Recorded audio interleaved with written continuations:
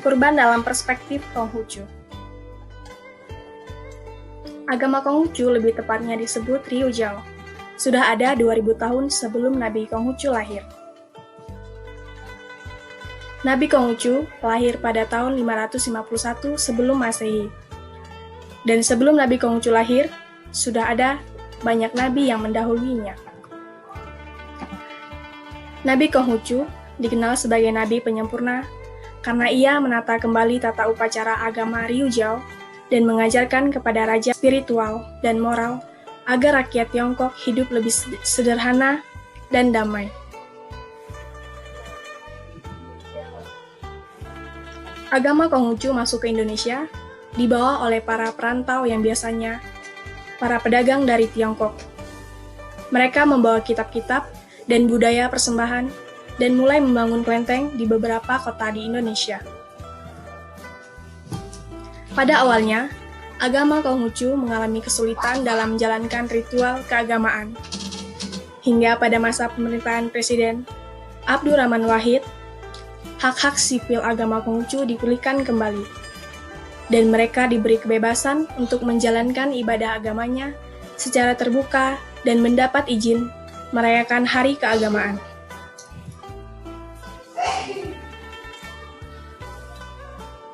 Ajaran Konghucu atau Ryujao yang berarti agama orang-orang yang dengan lembut hati, terpelajar, dan berbudi luhur. Ajaran agama Konghucu mementingkan akhlak yang mulia dan menjaga hubungan antara manusia di langit dan manusia yang ada di bumi dengan baik. Penganutnya diajar untuk supaya mengingat nenek moyang mereka.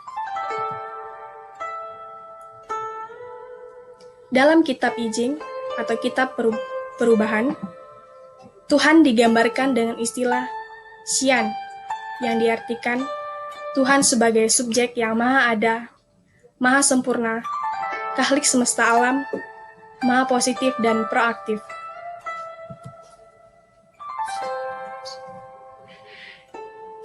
Beberapa sebutan untuk Tuhan seperti Huang Tian, Min Tian, dan Sang. Selanjutnya kita masuk pada bagian kurban dalam perspektif agama Konghucu.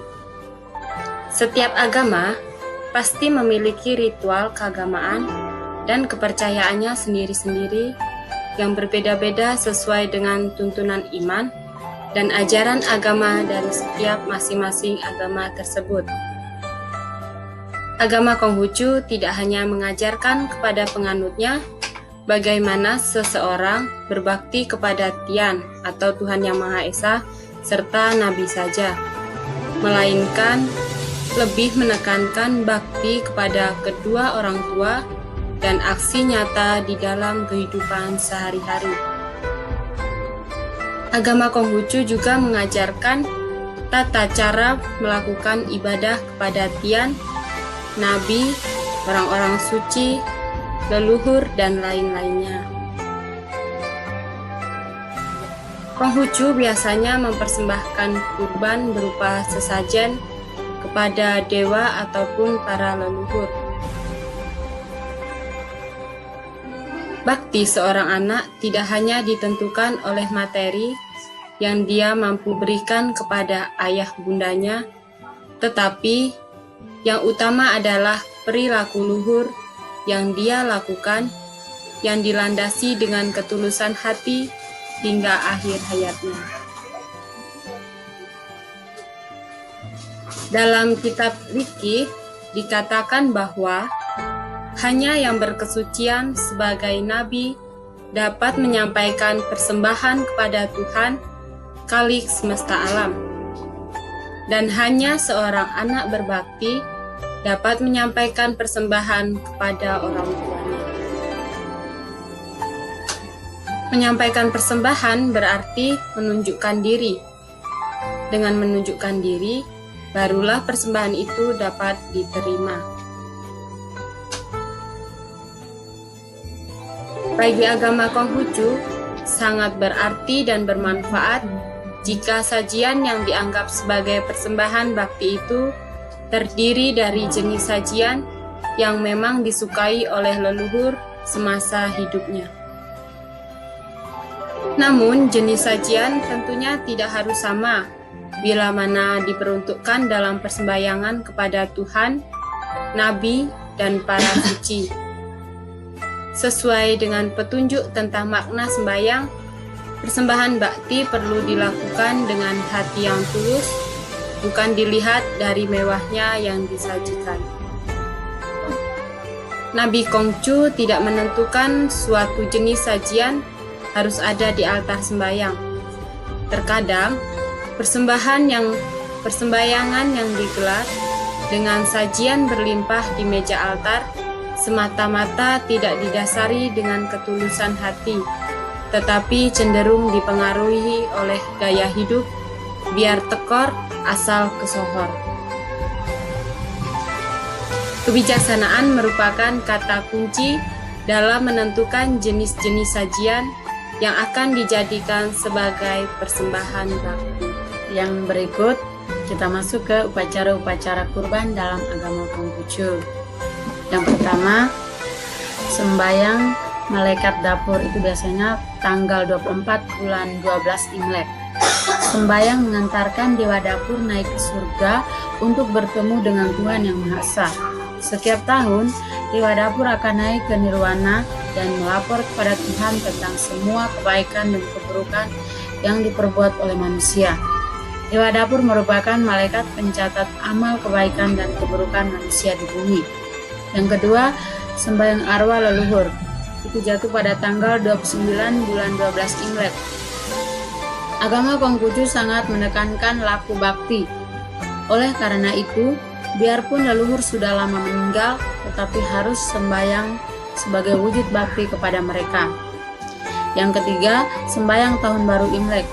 Itu jatuh pada tanggal 1 bulan 1 Imlek. Imlek bukan hanya perayaan yang biasa, melainkan peribadatan memiliki makna yang mendalam sehingga dapat lebih baik lagi ke depan dalam menjalin kehidupan.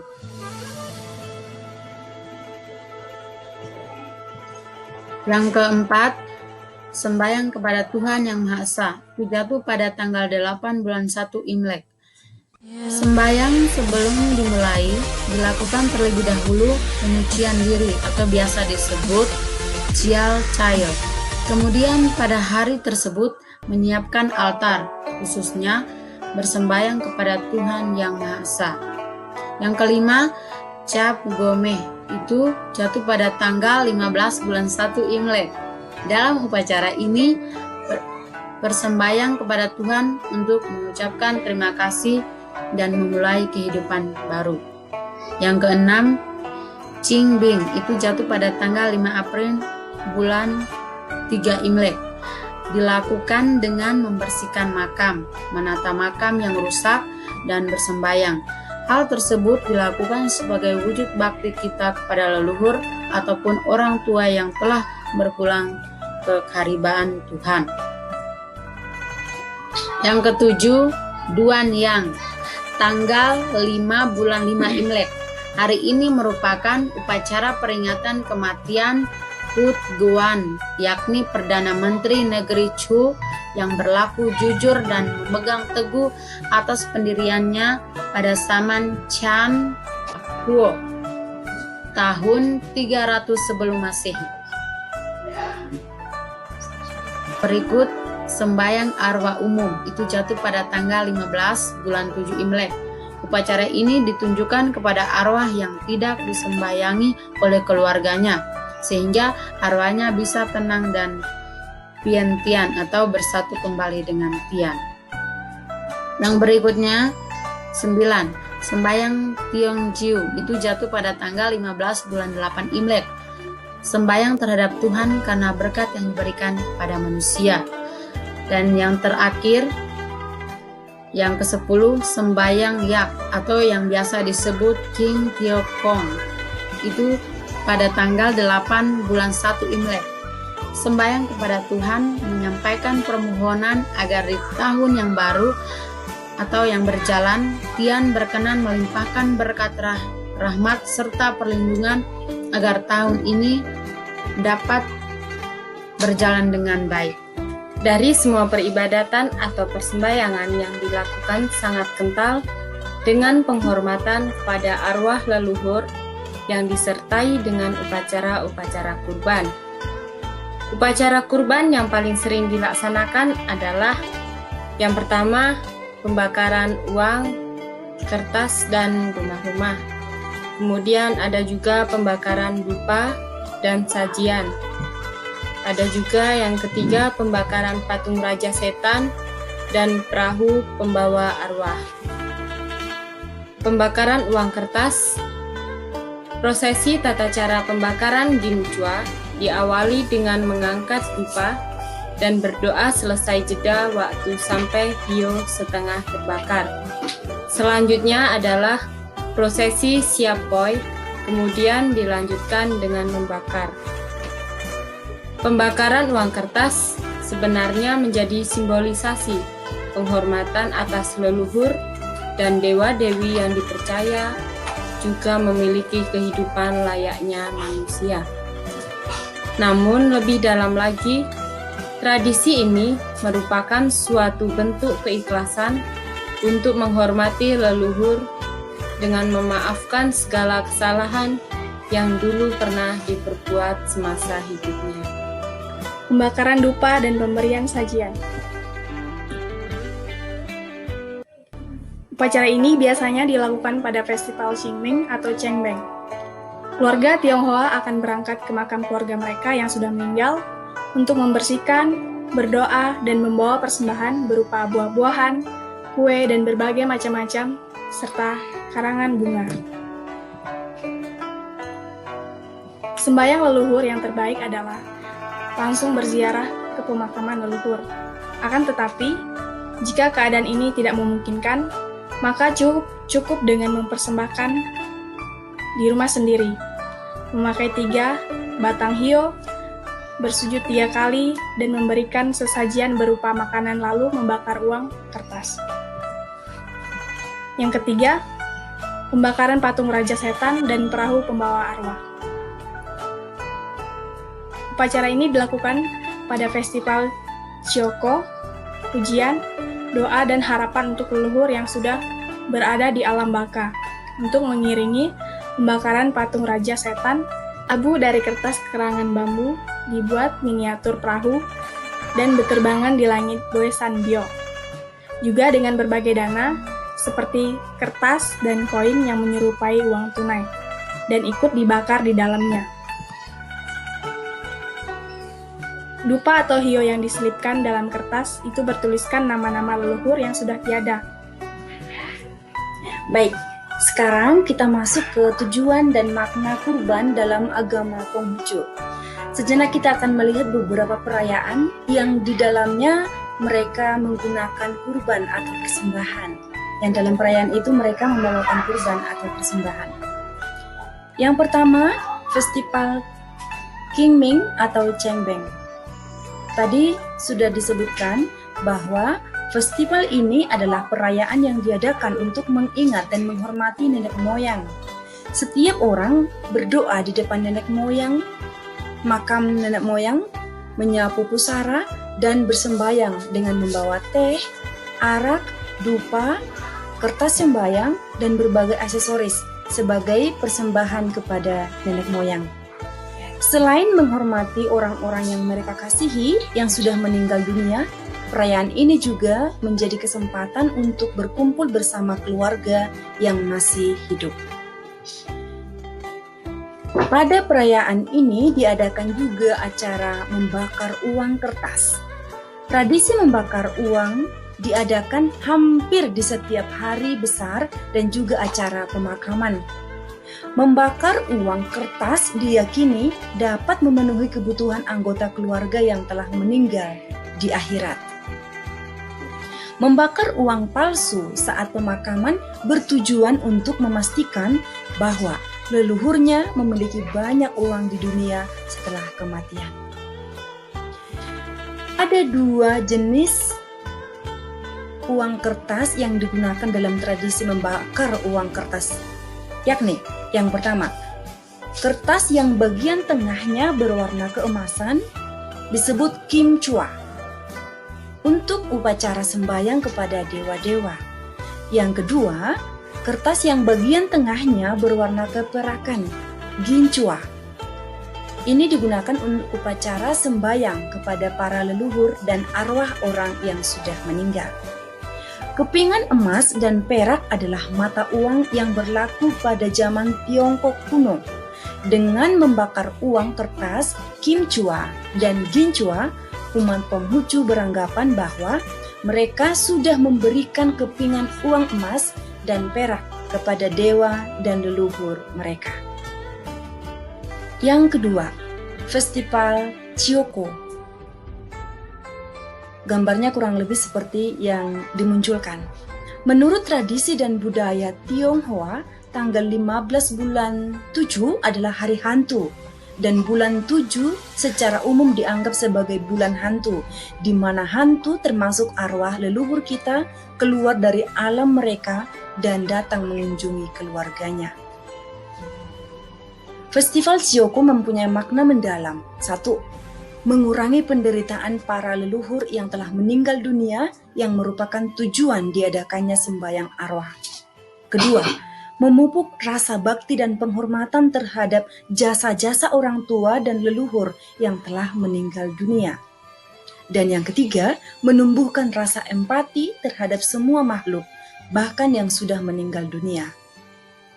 Membantu orang lain yang mungkin membutuhkan, karena biasanya persembahan yang disajikan akan dibagi ke anggota keluarga yang miskin yang hadir di sekitar rumah di mana acara itu diadakan. Yang ketiga, perayaan Imlek. Ini adalah perayaan yang tidak lagi asing bagi kita. Biasanya pada perayaan Imlek, umat membawa gaharu, buah-buahan, dan uang. Dengan gaharu mereka percaya bahwa doa mereka sampai kepada Tuhan. Lampion yang dipasang sebagai lambang kemurahan rezeki, dengan harapan di tahun berikutnya rezeki mereka semakin baik dari tahun sebelumnya. Bahan persembahan yang dibawa pada perayaan atau festival. Yang pertama, dupa.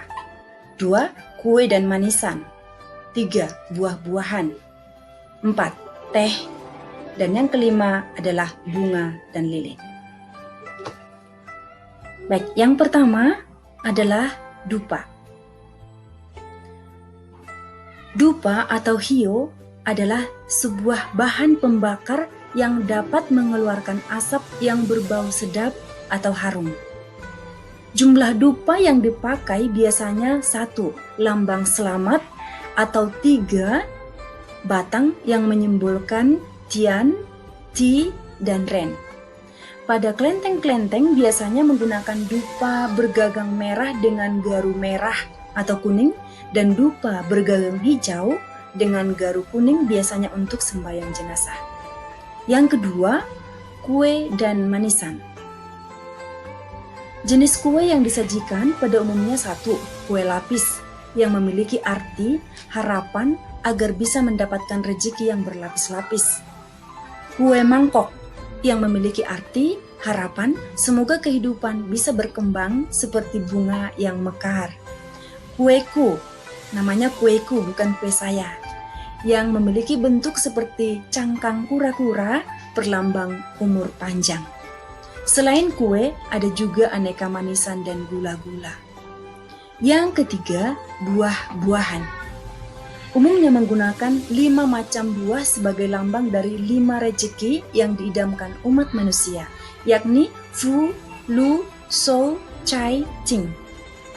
Jenis buah yang digunakan bisa beraneka ragam seperti apel, jeruk, anggur, pir, pisang, nanas, mangga, ketimun, atau buah lain. Yang tidak boleh digunakan adalah buah yang berduri, dengan harapan agar hidup ini dapat berjalan dengan mulus dan lancar. Yang berikut, bunga dan lilin. Bunga adalah simbol dari ketidakkekalan. Bunga yang segar yang diletakkan di altar setelah berganti waktu dan hari akan menjadi layu. Begitu pula dengan badan jasmani manusia. Suatu waktu kelak pasti akan menjadi tua, sakit, dan akhirnya meninggal. Lilin melambangkan cahaya atau penerangan jalan. Api dari lilin juga berarti semangat hidup, di mana dalam kehidupan setiap orang harus memiliki semangat dalam belajar dan bekerja. Yang terakhir, teh. Pada umumnya menggunakan 5 cangkir teh sebagai lambang dari ufuk, lambang 5 kebahagiaan yang diidamkan. Tetapi sebagian kelenteng menggunakan 3 cangkir teh ditambah dengan 3 cangkir ciu, sejenis arak, minuman khas Tiongkok. Kadang diganti dengan arak lokal sebagai perlambang keseimbangan antara yin dan yang. Segala sesuatu di dunia ini saling berpasangan. Banyak nilai yang dapat diambil dari pembahasan tentang kurban dalam perspektif Konghucu. Ajaran-ajaran agama sangat kental dengan ajaran moral dalam hubungannya dengan sesama manusia, terlebih terhadap arwah para leluhur. Upacara sembahyang dan pemberian persembahan ini bukan saja sekedar tradisi, tetapi juga memiliki makna mendalam, yaitu mengurangi penderitaan para leluhur yang telah meninggal dunia. Selain itu, pemberian persembahan juga dapat memupuk rasa bakti dan penghormatan terhadap jasa-jasa orang tua dan leluhur yang telah meninggal dunia.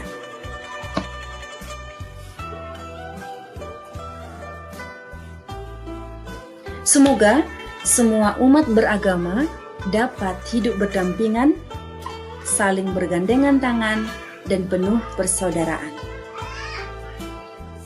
Terima kasih.